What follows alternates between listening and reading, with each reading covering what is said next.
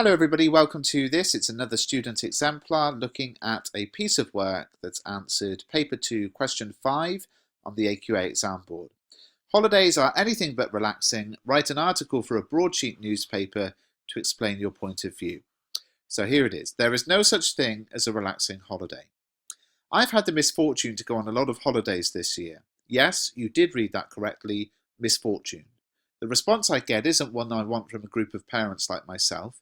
They should, if their eyes are in their head, remind me that holidays with toddlers are never relaxing. Oh, how relaxing, people say when I tell them of my recent hellish venture to Morocco. Wouldn't it be nice to get out of here for once?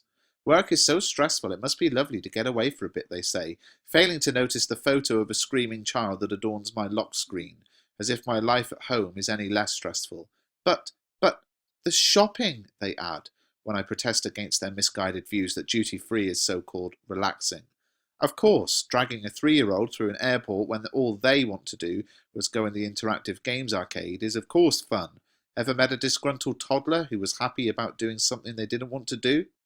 Okay, let's pause there for a second.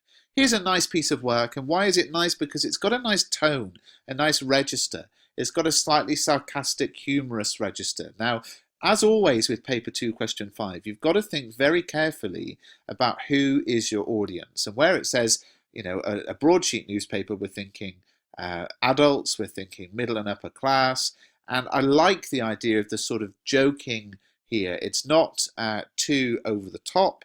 It's not kind of inappropriate for the audience. It's just that little bit of humor that makes a piece of writing so exciting. Some deliberate vocabulary choices like hellish, misfortune, short sentence for effect. It's a nice piece of writing, and there are a lot of people who can write like this in that kind of humorous way and a bit of satire in there. And of course, that's absolutely something that you should do. It's not as if I'm saying travelling with children is a disappointment. Taking them to Disney World and seeing their faces light up with regards to seeing someone off the street dressed up as a mouse is worth it. But a holiday at a theme park was never going to be relaxing. You're obviously lying if you said it was a walk in the park, literally and figuratively. Who even walks to the Seven Dwarfs Mine Train anymore?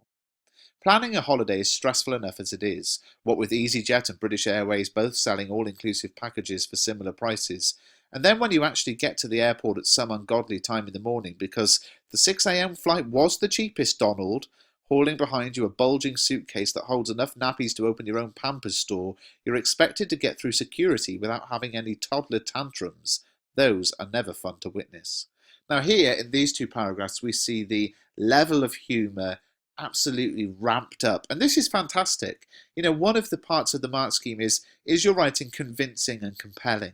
And this is absolutely convincing. It's amazing to think that this was written by, I guess, a 15 or 16-year-old student, and yet it does come across as if they know everything about being a parent and travelling abroad, doesn't it? They've obviously got a younger sibling who they're writing about here, but it's a fantastic piece of writing in terms of the register, the sort of humour and the tone.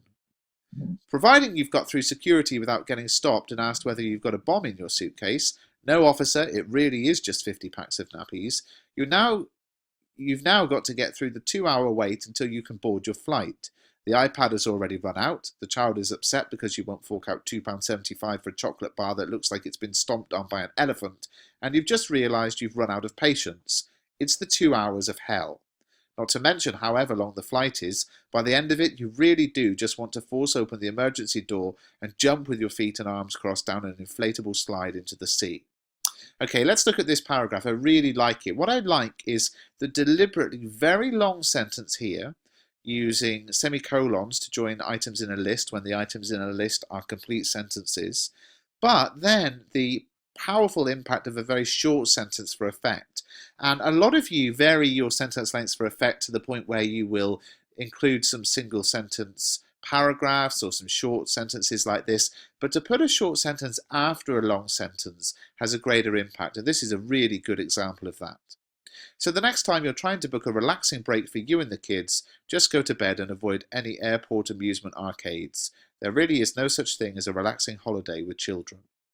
So I like this piece, and the reason I've shown you this is because I think the register, the humour, the satire, and the tone is absolutely fantastic. And people often say to me, can I do that in this piece of writing? Yes, you can. It needs to be appropriate for your audience. You don't want to go over the top, but this is a great example of that sort of satirical style of writing.